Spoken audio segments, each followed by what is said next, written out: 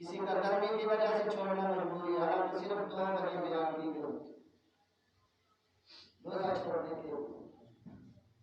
ایک سفر کی وجہ سے بندہ روزہ چھوڑ سکتا ہے، باقی وقت کی قضا ہے۔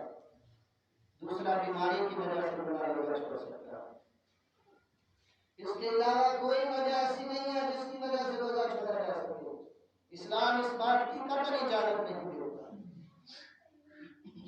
بلکہ کئی علماء کرام نے فتوے ارشاد فرمائے۔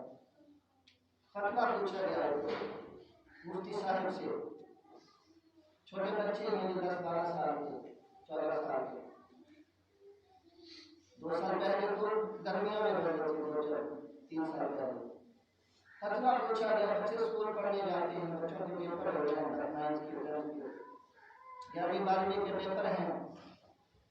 روزے کی حالت میں بچے پیپر دینے جاتے ہیں، گرمی شدید ہوتی ہے، پیپر دینا ہوتا ہے، پڑھائی کرنی ہوتی ہے، کیا وہ بچے روزہ چھوڑ سکتے ہیں؟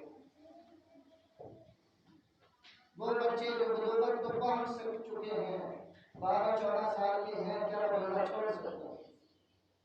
فرمایا نہیں چھوڑ سکتے۔ اگر والدین چھڑوائیں یہ کہہ کر کہ بیٹا گرمی ہے،